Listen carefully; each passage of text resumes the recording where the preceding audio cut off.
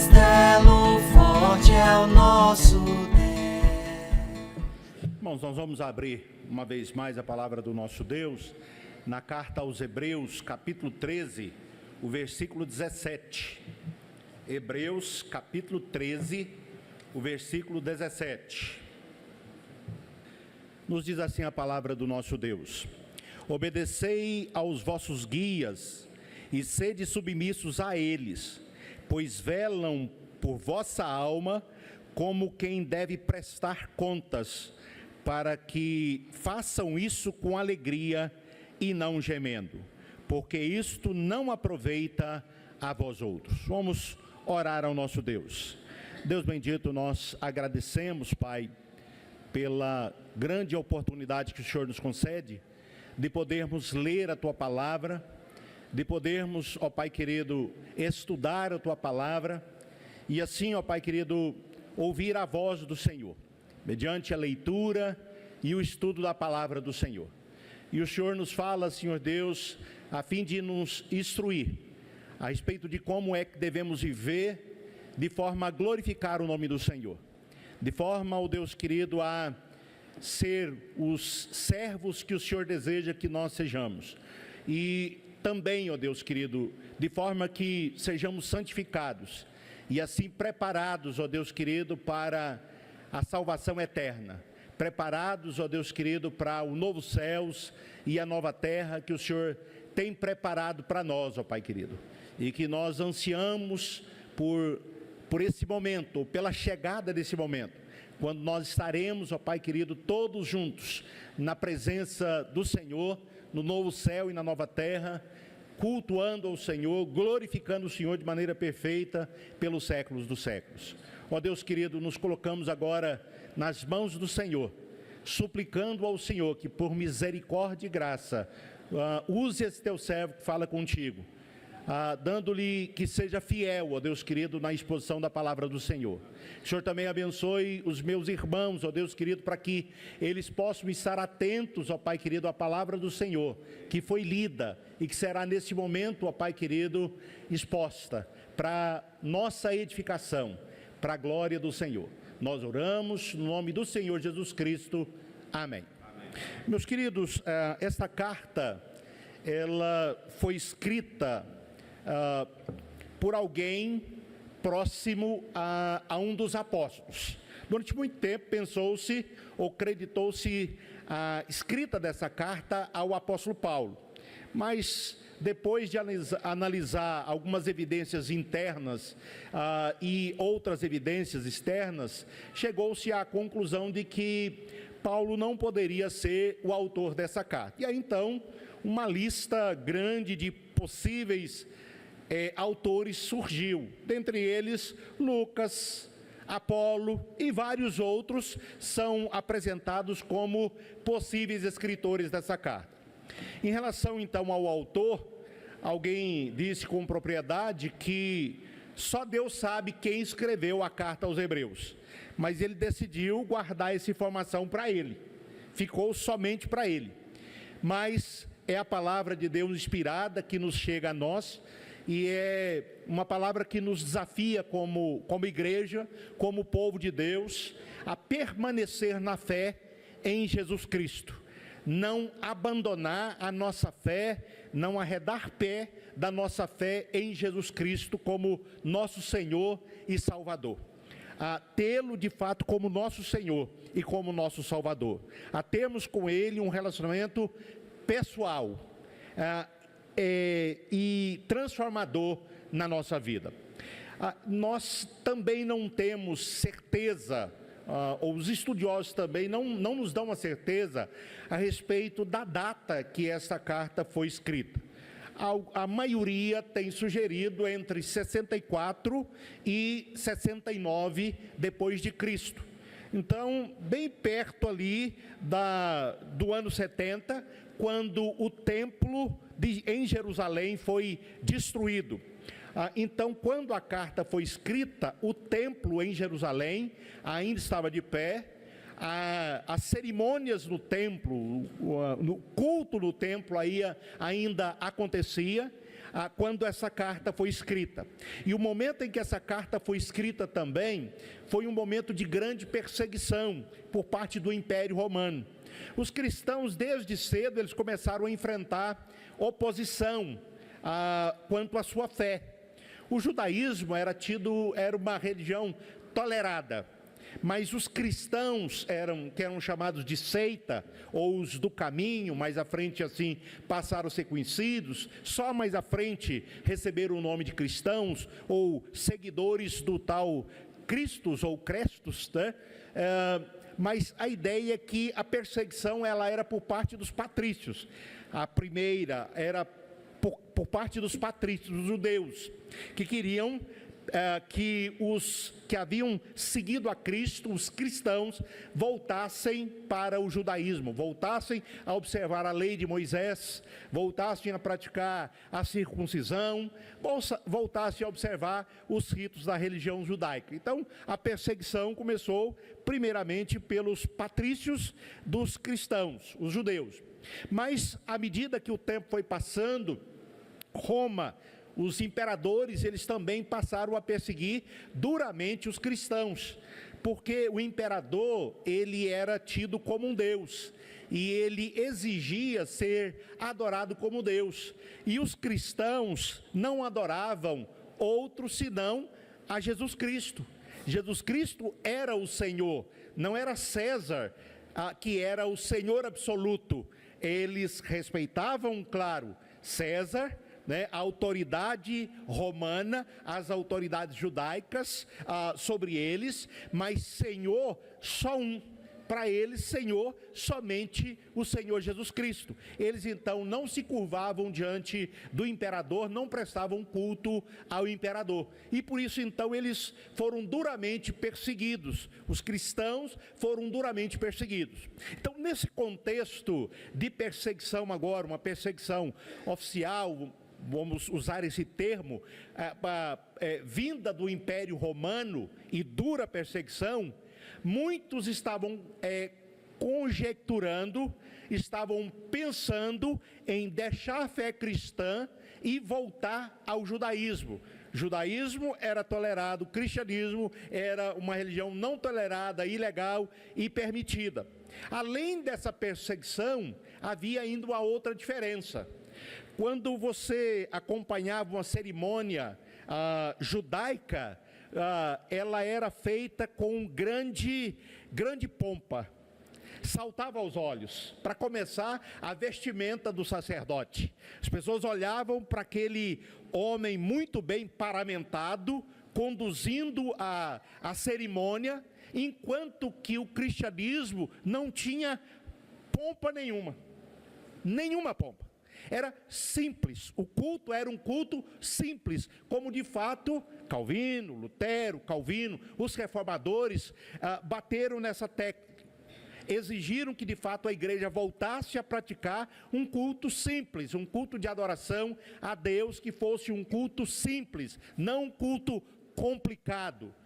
Então, por causa dessa pompa que o judaísmo tinha, o sacerdote conduzindo o povo, e o cristianismo não tinha essa pompa, era mais uma razão, ou foi mais uma razão, pela qual muitos estavam considerando deixar o cristianismo e voltar para o judaísmo. Perseguição, essa pompa do judaísmo e outras situações que eles estavam enfrentando, problemas próprios de cristão vivendo espalhados por regiões onde eles eram deixados à margem. Na sua maioria, os cristãos, eles ocupavam posições simples na sociedade. Eram artesãos, eram pequenos comerciantes, não tinham muito destaque. Então, a vida para um cristão, naquele tempo, era muito e muito difícil. Então, dadas essas dificuldades, muitos estavam considerando deixar o cristianismo e voltar ao judaísmo.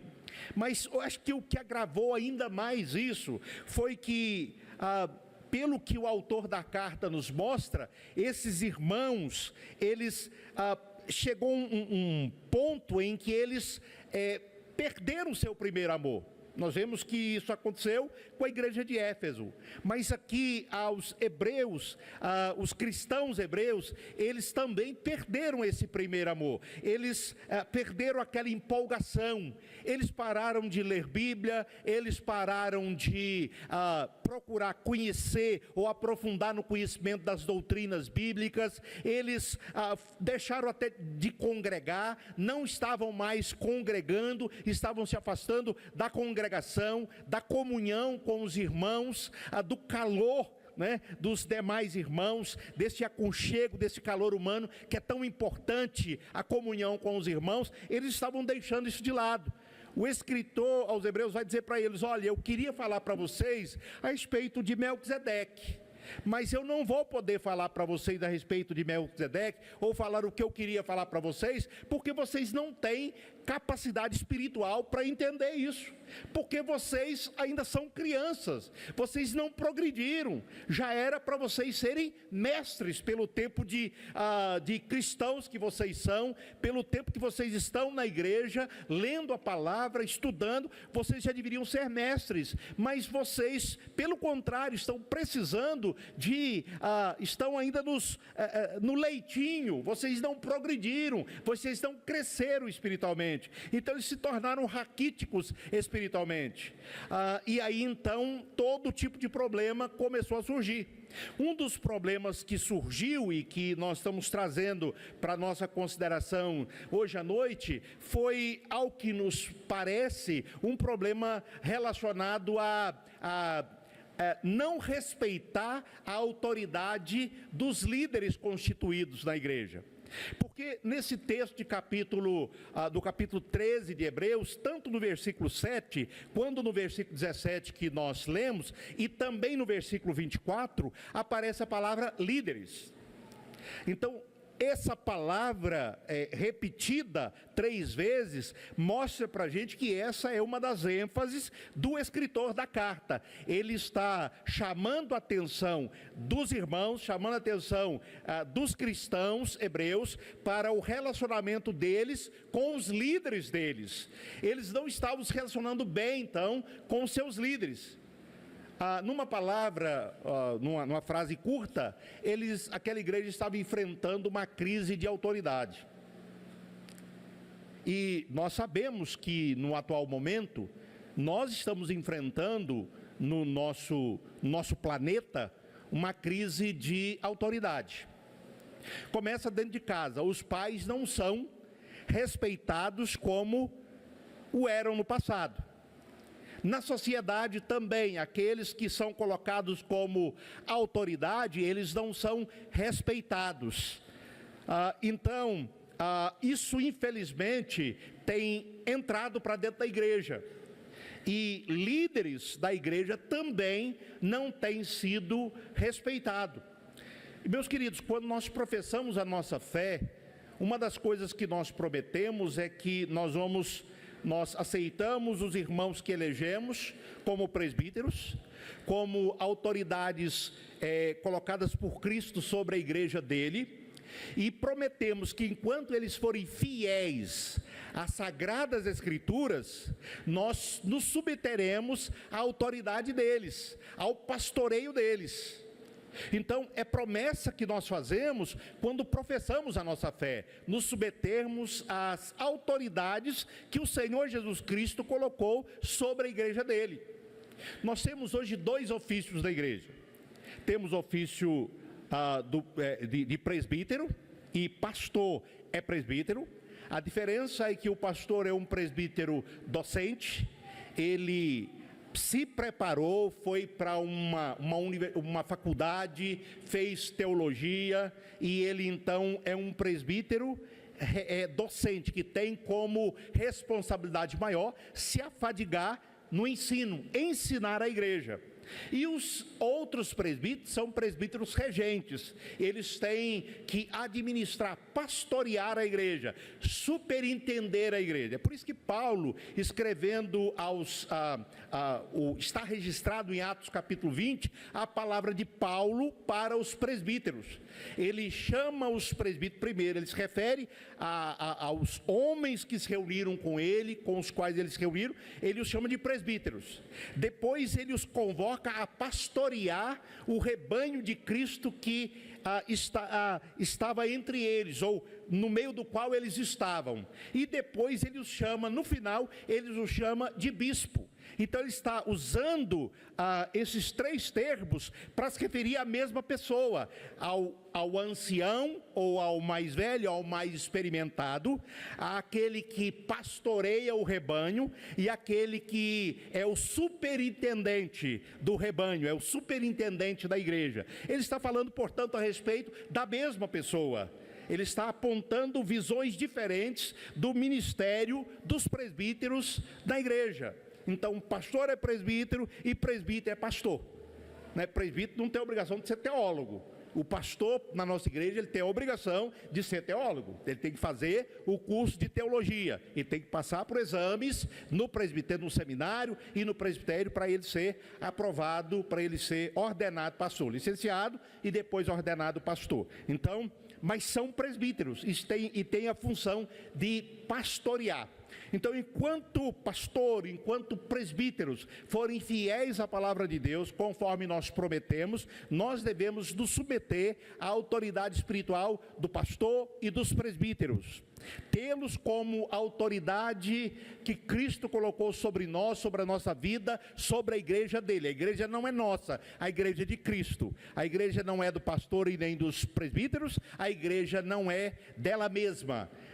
Ela é de Cristo. Os pastores têm que ter essa consciência e os membros precisam ter essa consciência. E o outro ofício estabelecido por Cristo na igreja dele é o ofício de diácono.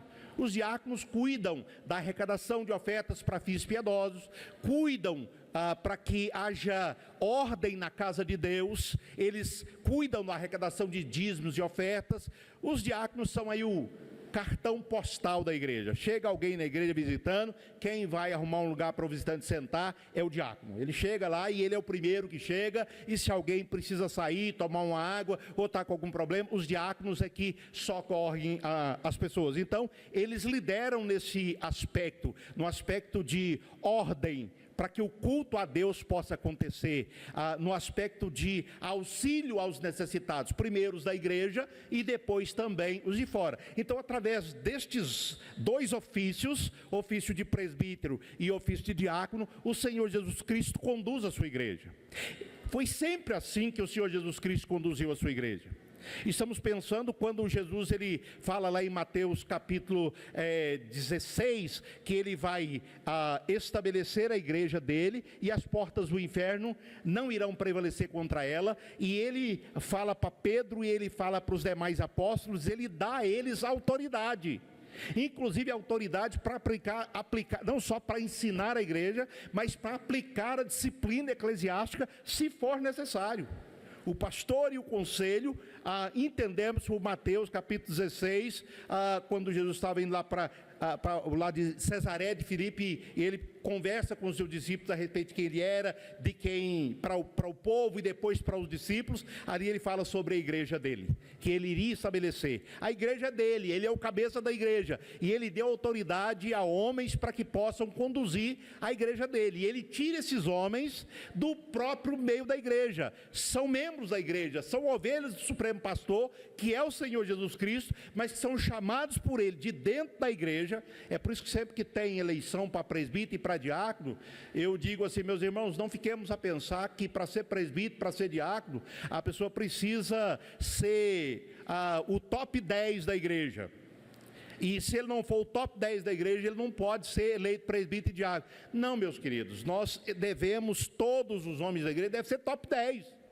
Todos devem ser, porque é do meio da igreja que nós tiramos homens, ou que a igreja, Deus aponta e a igreja elege homens que vão conduzir a igreja, e que vão ter essa grande responsabilidade diante de Deus, de conduzir a igreja de Deus, de conduzir a igreja do Senhor Jesus Cristo. E são homens também, são falhos, assim como os apóstolos o eram. Jesus Cristo, ele chama 12, e desses 12, um se desviou, mas 11 mantiveram no caminho. Paulo foi chamado, foi apóstolo, como nascido fora do tempo, mas era apóstolo também do Senhor Jesus Cristo, e trabalhou muito. Então Jesus Cristo sempre conduziu a sua igreja usando homens como instrumento, que ele chama, que ele capacita. Lembra os apóstolos? Ele chama para fazer deles pescadores de homens, e depois ele os envia, ide por todo o mundo, fazei discípulos de todas as nações. Ele os chama, ele os treina, ele os capacita com o Espírito. Não se ausentem de Jerusalém, enquanto não descer sobre vós, enquanto vocês não receberem o Espírito Santo, enquanto a promessa que eu fiz para vocês não se cumprir, e quando vocês receberem o Espírito Santo, vocês serão minhas testemunhas, em Jerusalém, Samaria, Judeia e até os confins da terra. E eis que eu vou estar com vocês, ele promete, Mateus capítulo 28, versículo de número 20, eis que eu estarei com vocês todos os dias até a consumação dos séculos. Então, o Senhor Jesus Cristo, ele conduz a sua igreja. O Espírito Santo conduz a igreja usando a palavra, e usando a Bíblia Sagrada, e usando homens. Então, enquanto esses homens forem fiéis à Sagrada Escritura, eles devem ser respeitados como homens de Deus. E a igreja então deve respeitá-los e deve orar por estes homens que são homens de Deus, e deve se submeter a eles. Mas nós estamos vivendo num contexto onde vemos claramente a crise de autoridade e as consequências terríveis dessa crise de autoridade. Infelizmente, isso tem sido trazido também para dentro da igreja. Eu fui pastor auxiliar numa igreja, não vou falar o nome da igreja, que quando tinha assembleia para eleição pastoral, havia alguns poucos membros daquela igreja que não gostavam do pastor.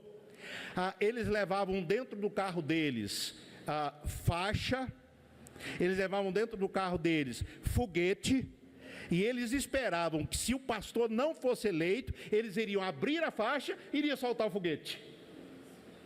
Ninguém me contou, eu vi. Ninguém me contou, eu vi com os meus olhos.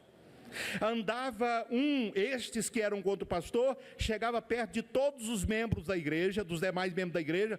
Você vai votar contra, né? Tem que tirar esse homem daqui. Você vai votar contra. Você vai votar contra o homem. E era um homem que se matava pela igreja, e que se acabou pela igreja, adoeceu por causa da igreja. Mas havia um pequeno grupo ali nunca conseguiram tirá-lo, porque a maioria reconhecia o zelo dele, o comprometimento dele, o trabalho que ele fazia, entendia que Deus é que o havia colocado ali, não tiraram. Mas veja bem como muitos crentes agem, não de maneira muito diferente, ou de maneira bem semelhante ao mundo, em relação aos políticos.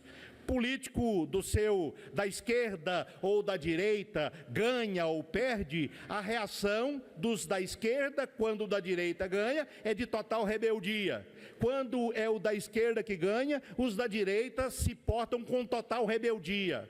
Meus queridos, e eu pergunto, onde fica a Bíblia? A Bíblia é só para ficar guardada na nossa casa? A Bíblia é só para ser ouvida?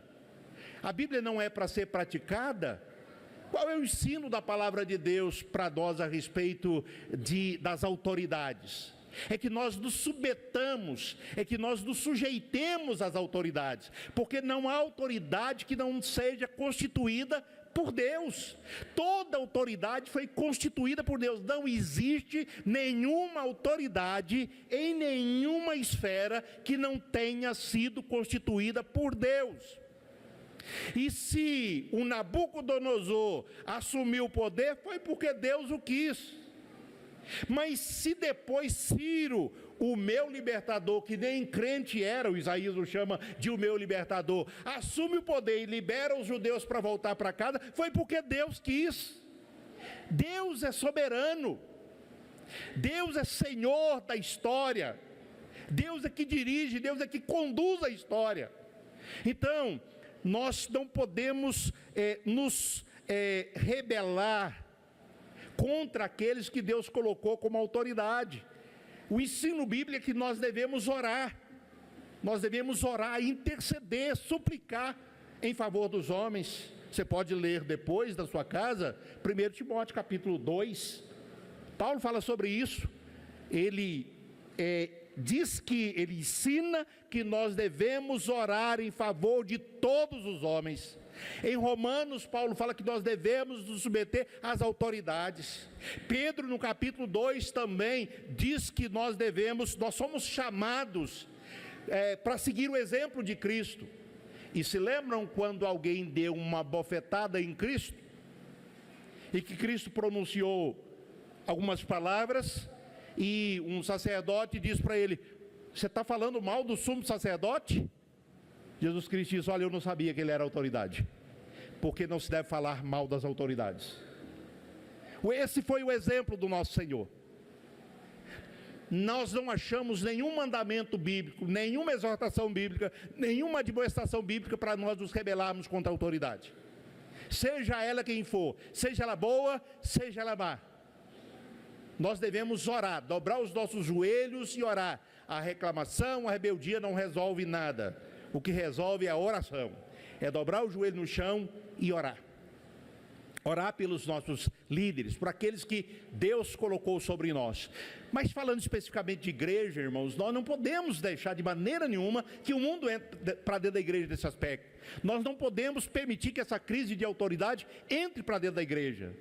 Os pais precisam ensinar os seus filhos a submeter a autoridade deles. E os pais precisam ter autoridade sobre seus filhos. Precisam assumir essa responsabilidade de ser autoridade sobre seus filhos. Infelizmente, nós temos na Bíblia grandes homens que fracassaram como pais. Grandes homens. Davi foi um grande rei, guerreiro, mas Davi falhou como pai. Eli foi um sacerdote, grande sacerdote, 40 anos foi o tempo de sacerdócio dele, mas ele falhou como pai. Samuel também falhou como pai. Os filhos de Samuel não seguiram o exemplo dele. Grandes homens de Deus que falharam como pai. Sabe para que isso está registrado? Para dizer para mim e para você que eu e você também, se não estivermos atentos, se nós não tivermos a palavra de Deus no nosso coração, na nossa mente, e se nós não tivermos o compromisso de inculcá-la aos nossos filhos, a mesma coisa poderá acontecer conosco. E a Bíblia mostra as consequências disso na vida dos pais e dos filhos. Eli perdeu o seu sacerdócio porque ele deu mais valor, ele honrou mais os filhos dele do que a Deus. Meus queridos, então, como pais, nós temos que exercer a autoridade que nos foi dada sobre os nossos filhos. Devemos educar os nossos filhos na admoestação do Senhor. Devemos criar os nossos filhos, educar os nossos filhos na admoestação do Senhor, na palavra de Deus. Trazer os nossos filhos para a igreja, até porque foi isso que prometemos àqueles que são pais e que batizaram os seus filhos, consagraram os seus filhos a Deus pelo batismo. Prometeram isso. Você promete orar com o seu filho, orar pelo seu filho, orar com o seu filho, ler a Bíblia para o seu filho, ensinar o seu filho a ler a Bíblia, para que ele possa ler a Bíblia por ele mesmo, trazer o seu filho para a igreja, servir de exemplo para o seu filho. Sim, prometo. Reverendo Manuel Heller, muitos conhecem, dizendo ele que tem 2 dias que o crente mente muito. A maioria dos crentes. O primeiro dia que ele mente é o dia do casamento dele. Ele promete um punhado de coisa lá no altar, mas depois ele não cumpre o que ele prometeu. Prometo amar, honrar, mas aí a sogra entra no meio e aí já é motivo de separação. A mulher não sabe fazer comida direito, é separação. O homem ronca demais, é motivo de separação. falou, prometeu diante de Deus e diante dos homens, depois não cumpre. Então, se não cumpre, é mentiroso, está em pecado. Outro dia que o crente costuma mentir muito é o dia que ele apresenta o seu filho para batismo. Porque ele promete honrar, orar, ler a Bíblia, ensinar a ler a Bíblia, trazer para a igreja, servir de exemplo. Aí alguém liga, se for alguém, fala que eu não estou em casa. Seu filho está aprendendo isso. Ele está aprendendo a mentir, depois vai mentir para você. Eu moro num prédio e eu fico olhando, eu moro num apartamento em cima da área da piscina e da academia e de uma área de lazer grande. E tem várias placas lá dizendo assim, proibido jogar bola nessa área. E eu fico olhando, muitas vezes eu vejo pais com seus filhos jogando bola lá embaixo. E eu digo para minha esposa assim, olha lá a educação que o pai está dando para o filho. O pai está ensinando para o filho a não respeitar a autoridade, a não respeitar regras, a não respeitar normas. Então, meus queridos, é isso que está trazendo essa crise de autoridade. No caso nosso, na igreja, é rebeldia contra as ordens de Deus, sim, é pecado. Como pais, nós temos que assumir a nossa posição. Como líderes da igreja, os presbíteros precisam assumir a sua posição. Eu me lembro numa das igrejas que eu passei também, tomei conhecimento. Um dia chegou uma pessoa foi convidada uma pessoa para pregar, e essa pessoa subiu ao púlpito para pregar e começou a pregar. E quando ela começou a pregar, ela começou a falar tudo contrário à palavra de Deus. O pastor levantou de onde ele estava, um presbítero, levantou de onde ele estava e falou, meu irmão, pode descer, eu vou continuar a pregação. Né? Pode descer, na frente de toda a igreja, pode descer, eu vou continuar a pregação. Eu fiz isso na primeira de Montes Claros. A Celinha convidou um pregador, e ele começou a dar umas profetadas lá. Eu cheguei e falei, pode sentar no seu lugar, você está na igreja presbiteriana.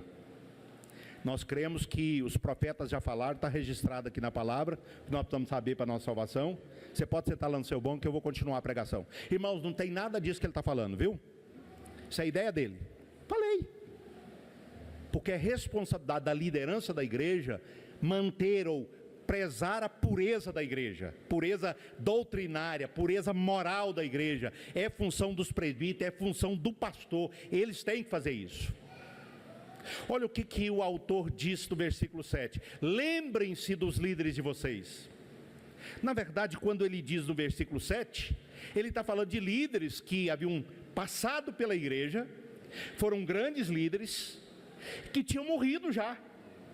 Mas o autor fala assim, olha, lembre daqueles líderes. Inclusive alguns estudiosos dizem assim, possivelmente ele estivesse falando de Paulo, ou de Pedro, ou de algum outro apóstolo, porque ele usa a expressão que ele pregou o evangelho, ele anunciou o evangelho. Então, lembre daqueles que pregaram o evangelho para vocês, que pregaram o verdadeiro evangelho. Lembre-se dos pais fundadores, daqueles que chegaram até vocês trazendo o evangelho, e vocês ouviram pela boca deles o evangelho, e pela ação do Espírito Santo vocês creram. Então se lembre deles, do trabalho deles, reconheça o trabalho desses homens. Outra coisa, considere, pare agora para pensar, porque você já conhece essas pessoas, você sabe a vida deles, como é que foi o testemunho deles. Você viu que eles deram bom testemunho, de fidelidade a Deus, de comprometimento com a obra de Deus, com o reino de Deus. Então faça o seguinte, lembre-se deles, considerem esses líderes como homens de Deus e imitem o comportamento e a fé deles, principalmente a fé. Imitem a fé deles, porque eles demonstraram ser homens de fé, e você tem que seguir bons exemplos.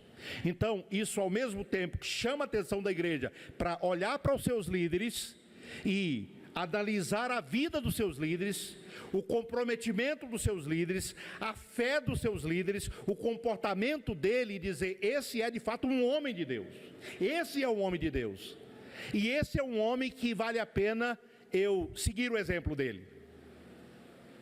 E nós temos um homem que chamou os seus seguidores a seguir o seu exemplo. Paulo diz assim, olha, sejam meus imitadores como eu sou de Cristo. Então, se o reverendo Wendel está imitando a Cristo, está se comprometendo, cumprindo o ministério dele, está demonstrando uma fé sólida, firme, fidelidade, zelo pela palavra de Deus, você tem que se submeter a ele. Porque ele está fazendo aquilo que o Senhor Jesus Cristo comissionou para fazer, o chamou para fazer. Então é uma palavra tanto para o pastor que ele precisa ser fiel no cumprimento do seu ministério, e é uma chamada para a igreja. Considere os líderes, no caso aqui, considere os líderes que já passaram e que fizeram a igreja chegar até onde ela chegou. Mas uma coisa, líder vem, pastores, vários pastores já passaram por aqui, vários pastores. Deus agora trouxe o reverendo Wendel. Agora, percebam, o líder maior dessa igreja nunca mudou. Veio o pastor, saiu o pastor, agora veio o reverendo Wendel. Mas o líder maior dessa igreja, para o qual nós devemos olhar, continua o mesmo. Sabe quem é? Jesus. E ele é o supremo pastor. E ele coloca copastores, pastores auxiliares dele. Nós somos pastores auxiliares do supremo pastor. Então, você deve olhar para o líder da sua igreja e falar, ele está procurando imitar a Cristo, eu vou imitá-lo também, vou imitar a Cristo. Vou imitar a Cristo, vou seguir na mesma pegada, na mesma fé. Então, ele está dizendo, lembrem-se, considerem, tragam à mente e imitem em relação àqueles que já morreram, os líderes que já passaram. Mas em relação aos líderes que estão agora, versículo 17, ele diz, obedecei, ou se submetam. A palavra obedecer hoje, por causa dessa crise de autoridade que está aí, você falar obedecer já dá calafrio, já dá coceira em muitas pessoas. Submetam-se à autoridade. Jesus Cristo é menos Deus do que o Deus Pai? Certamente que não é. É Deus da mesma substância, igual em poder, honra, glória e majestade. No entanto, ele se submeteu ao Pai. Veio a esse mundo, assumiu uma forma humana para realizar o sacrifício perfeito. Jesus Cristo não se tornou menos Deus porque se submeteu ao Pai. Nós não nos tornamos menos pessoas, menos seres humanos, se nós nos submetemos às autoridades que foram colocadas por Deus. Até porque se nós não nos submetemos a ela, nós não estamos resistindo às autoridades, nós estamos resistindo a Deus. Porque foi Ele quem colocou as autoridades. Ele é quem traz, Ele é quem tira. E ele diz então, obedecei aos vossos guias, aqueles que guiam vocês. Pastor é aquele que guia. E ele tem um manual para guiar o povo de Cristo, a Bíblia. E ele tem aquele que o capacita para guiar o povo, que é o Espírito Santo. E ele tem uma igreja que vai submeter ao pastorado dele, ao pastoreio dele, porque é uma igreja que tem a palavra de Cristo também. Tem a palavra de Cristo no coração. Então o pastor está sendo fiel à palavra de Cristo, vou seguir as orientações, porque as orientações que ele está dando são as orientações de Cristo. As diretrizes são as diretrizes de Cristo, os princípios são os princípios de Cristo. Vou viver por esses princípios, vou seguir por esse caminho. Estou junto, estamos juntos, vamos caminhar junto, vamos trabalhar junto. Não vou tornar a vida do meu pastor mais difícil, vou facilitar. Infelizmente tem crente que torna a vida da gente muito difícil, irmãos. Eu estou falando como experiência pastoral de 32 anos. Tem crente que a gente tem que recomendar ele a Deus. E pedir a Deus para tirar do coração da gente o desejo que ele morra. Sim, porque são impiedosos. Tem gente impiedosa. Tem gente que se diz crente que é impiedosa. E faz a gente chorar. E faz a gente ficar doente, né? E eu digo, se o pastor está sendo infiel, mesmo assim ainda tem os caminhos corretos para a gente seguir. Tem os caminhos corretos. O pastor é membro do presbitério, E é o presbitério que trata com pastores. Então, se o pastor está sendo infiel, o caminho é fazer um documento para o presbitério e apresentar para o presbitério o que está acontecendo. E o presbitério vai averiguar e vai investigar. E se proceder, o presbitério tira o pastor. O presbitério tira o pastor. Ele tem essa capacidade. Se é eleito, já fica mais difícil, porque aí tem que consultar a igreja, né? Aí tem que consultar a igreja. Mas o presbitério tem essa autoridade. Mas vejam bem, irmãos, nós devemos obedecer àqueles que nos guiam no Senhor, nos caminhos do Senhor, que nos guiam com a palavra, pela palavra. E ele diz: pois velam por vossa alma. Sabe o que é isso? É você estar acordado, não tinha energia elétrica, né? E você tinha uma vela na mão, e você ficar com a vela a noite inteira, vigiando alguma coisa, aguardando alguma coisa, iluminando alguma coisa. A ideia de velar é essa, é de você permanecer vigiando, é de você permanecer acordado. A ideia é permanecer acordado, porque você tem uma missão a cumprir. Quantas vezes eu fui chamado 2 horas da manhã? Algumas vezes a mãe me ligava: pastor, pelo amor de Deus, coloca em casa, meu filho está doido aqui, pastor. Meu filho deu a louca aqui em casa, meu filho está todo sanguentado aqui, ele deu a louca nele aqui, quebrou o vidro com a mão e a mão dele está toda cortada, está saindo sangue, vem cá. Outra esposa: pastor, meu marido chegou aqui agora, bêbado, e está aqui quebrando tudo, vem cá. Você tem que sair, você tem que ir. Pastor, pelo amor de Deus, morreu um familiar meu agora. Não tem dia, não tem noite, não tem hora. É rebanho, você tem que sair, você tem que ir. Na primeira Montes Claros aconteceu, primeira vez na minha vida. Eu estava pregando num casamento no templo em cima, e já tinha um caixão no salão. A mãe da diva estava no salão lá embaixo. Você esteve lá? Estava tendo um casamento em cima, eu estava fazendo um casamento. Terminou o casamento, eu desci e fui para o salão para fazer o velório, o culto fúnebre. Um momento de alegria, de celebração. Você passa já para o momento de você se solidarizar com a família que está enlutada, sofrendo. Então, meus queridos, a missão do pastor, ela é árdua. Não estou dizendo isso, e reverendo Endo também não diz isso. Nós não reclamamos em momento nenhum, porque fomos chamados para o ministério e temos grande alegria de poder servir o Senhor.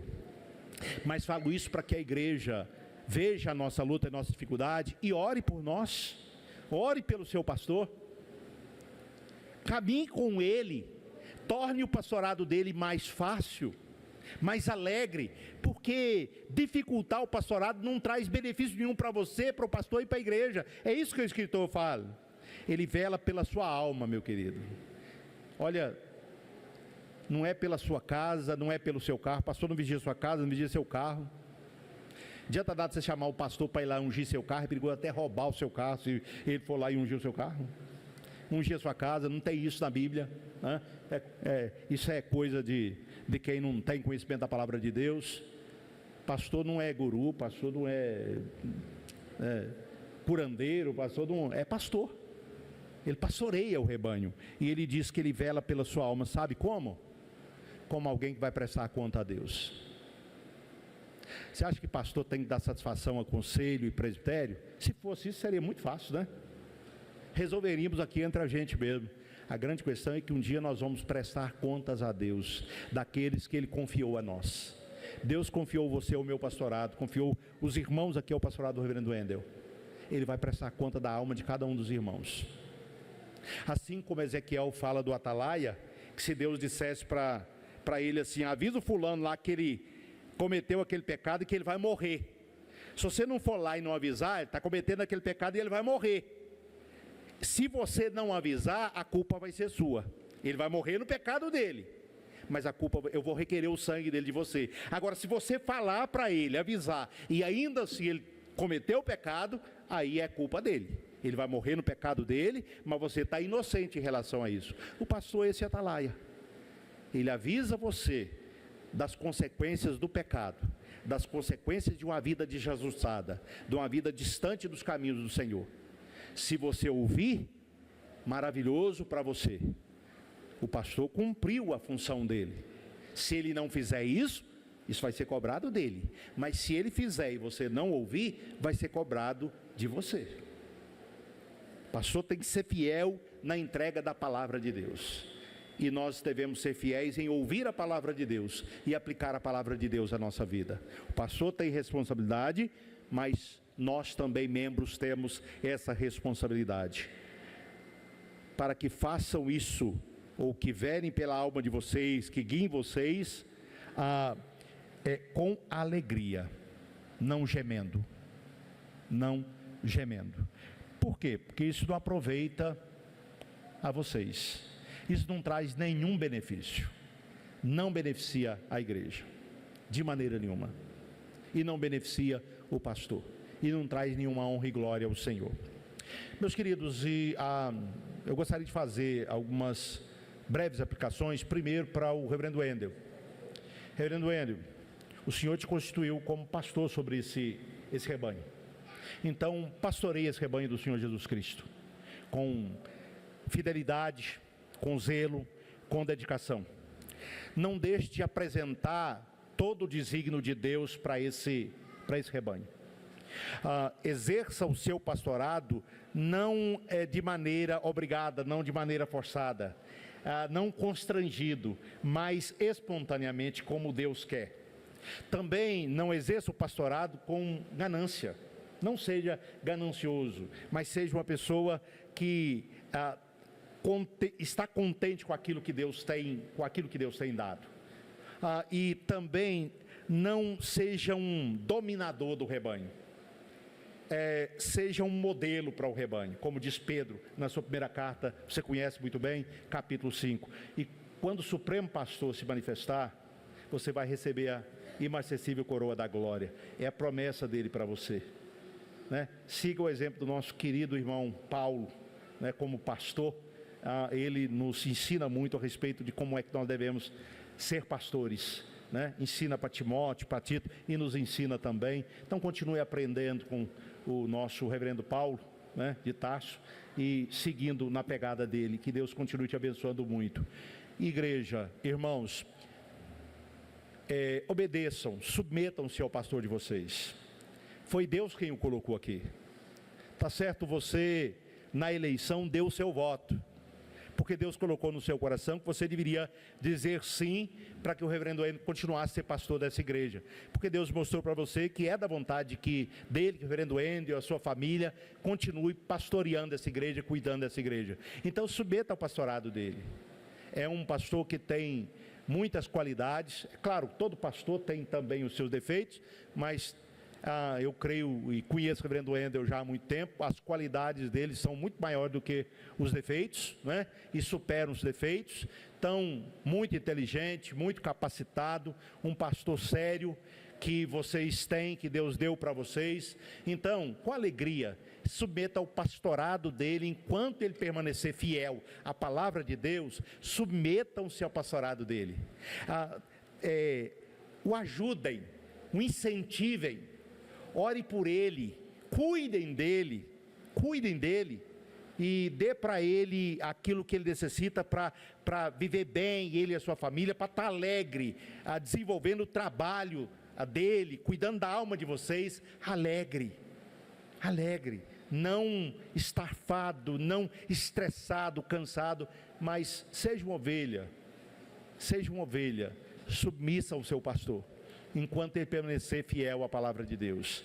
E certamente isso aproveita para o pastor, isso aproveita para a igreja, isso aproveita para todos nós. Que Deus abençoe o reverendo Wendel, continue abençoando e continue abençoando essa igreja.